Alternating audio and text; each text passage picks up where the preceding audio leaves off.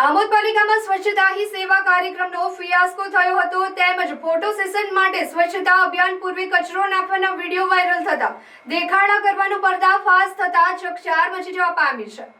ગુજરાતના પનોતા પુત્ર અને ભારત દેશના વડાપ્રધાન નરેન્દ્ર મોદીના જન્મદિવસ નિમિત્તે ભારત સરકાર દ્વારા 17મી સપ્ટેમ્બરથી 31મી ઓક્ટોબર સુધી સ્વચ્છતા હી સેવા કાર્યક્રમનું આયોજન કરવામાં આવ્યું છે, જેના ઉપલક્ષમાં આમોદ નગરપાલિકા ખાતે આમોદ મામલતદારની હાજરીમાં સ્વચ્છતા અંગે કાર્યક્રમ રાખવામાં આવ્યો હતો, જેમાં ભાજપ શાસિત પાલિકાના સભ્યો ગેરહાજર રહ્યા હતા। જ્યારે પાલિકા ખાતે આયોજિત કાર્યક્રમમાં માત્ર કર્મચારીઓને હાજર રાખી કાર્યક્રમ આટોપી લેવામાં આવ્યો હતો, જેમાં પાલિકાના કર્મચારીઓ ખુરશી પર બેઠેલા નજરે પડ્યા હતા। જ્યારે પાલિકાના શાસક પક્ષના ભાજપના ચૂંટાયેલા સદસ્યો પાલિકા પ્રમુખના વહીવટથી નારાજ હોય અને બાજુના રૂમમાં બેસી રહ્યા હતા, જેથી ખુરશીઓ ખાલી જોવા મળી હતી। કાર્યક્રમ પત્યા બાદ પાલિકા પ્રમુખ જલ્પાબેન પટેલ તેમજ મુખ્ય અધિકારી દ્વારા સ્વચ્છતા અંગેના ફોટો સેશન કરાવવા માટે કર્મચારી મારફતે કચરો પાલિકા કમ્પાઉન્ડમાં નાખવામાં આવ્યો હતો, જેનો વિડીયો પણ સોશિયલ મીડિયામાં વાયરલ થયો હતો, જેથી પાલિકાના પ્રમુખ જલ્પાબેન પટેલ અને મુખ્ય અધિકારી પંકજ નાયકની નગરજનોને તેમજ ભાજપ સરકારને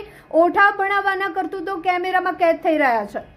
વૈશ્વિક નેતા એવા નરેન્દ્ર મોદીના જન્મદિવસ નિમિત્તે ભારત સરકાર દ્વારા સ્વચ્છતા હી સેવા અંતર્ગત સ્વચ્છતા અભિયાન હાથ ધરવામાં આવી રહ્યું છે, ત્યારે પાલિકા કારોબારીમાં રૂમમાં ઝાડા બાજેલા જોવા મળી રહ્યા છે, તેમજ પાલિકા કમ્પાઉન્ડમાં કચરાના ઢગલા જોવા મળ્યા હતા।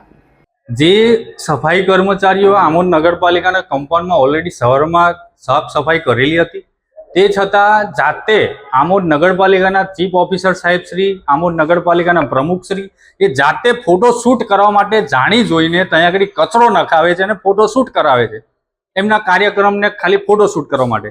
પણ આજે હાલમાં તમે ગામની દરેક જગ્યાએ પરિસ્થિતિ જોઈ શકો છો કે આ પરિસ્થિતિ એ પ્રકારની છે કે દિવસે ને દિવસે આમોદ ગામમાં પણ ખૂબ રોગચાળો ફેલાયો છે, ખૂબ મચ્છરોનો ઉપદ્રવ પણ વધી ગયો છે।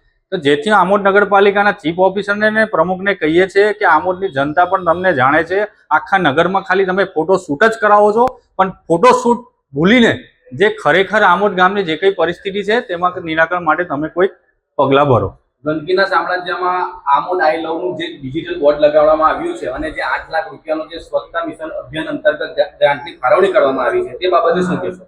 એના માટે એ જ કહીશ કે જે કંઈ આઈ લવનું બોર્ડ માલેલું હતું ત્યાં આગળ પણ મેં અગાઉ પણ જે રજૂઆત કરેલી હતી ચીફ ઓફિસર સાહેબને તંત્રને કે ખરેખર એને એક એવી જગ્યાએ લગાવવામાં આવે કે જ્યાં આગળ તમે સાફ સફાઈ પણ કરવામાં આવે કે જેથી આવતા જતા જે બહારના લોકો હોય તેની સામે આપણા ગામની પણ એક સારી એવી ઇમેજ બને। પણ અગાઉ પણ કીધું એ પ્રકારે આ લોકોના દિલમાં આઈ લવ આમોદ છે જ નહીં, જેનો એક નમૂનો આજે પણ તમે જોયો છે। આજનું જે કાર્યક્રમનું આયોજન સેવા પખવાડા અંતર્ગત કરવામાં આવ્યું એમાં પાલિકા દ્વારા વહીવટીતંત્ર દ્વારા દરેક સભ્યોને આમંત્રણ આપવામાં આવેલું હતું, પણ કોઈ ચોક્કસ કારણોસર તેઓ ઉપસ્થિત થઈ શક્યા નથી। ઉપસ્થિત હતા નગરપાલિકામાં આ કાર્યક્રમની બિલકુલ બાજુમાં બેઠા હતા, તે બાબતે શું કહેશો? એમનું કોઈક અંગત કારણ હોઈ શકે કે કોઈક મન દુઃખ હોઈ શકે, જેને કારણે સભ્યશ્રીઓ હાજર રહી શક્યા નથી। આપ સ્વચ્છતા પખવાડિયા ઉજવો છો, પણ આપણા નગરપાલિકાના ખંડમાં ઝાડા બાજેલા છે, એ બાબતે શું કહેશો? આજે સ્વચ્છતા પખવાડિયાની શરૂઆત થયેલી છે, આજે સૌ પ્રથમ કામ ત્યાંથી શરૂઆત કરીએ છીએ। આ અગાઉ આમોદની અંદર ગંદકીનું ઠેર ઠેર સામ્રાજ્ય હતું, આજે વડાપ્રધાનના જન્મદિન નિમિત્તે આમોદ શહેર સ્વચ્છ સુંદર શહેર બની ગયું છે। શું હવે કાયમ માટે આવું રહેશે કે પછી ગઈકાલથી જેવું હતું તેવું રહેશે? હવે પછી જે કોઈ કાર્યક્રમો કરવામાં આવ્યા છે ને એના અનુસંધાનમાં જે કંઈ કામગીરી કરવામાં આવી છે ભવિષ્યમાં પણ એટલી સારી કામગીરી રહે અને કામ સુંદર અને હળિયામણું બની રહે એવી નગરજનોને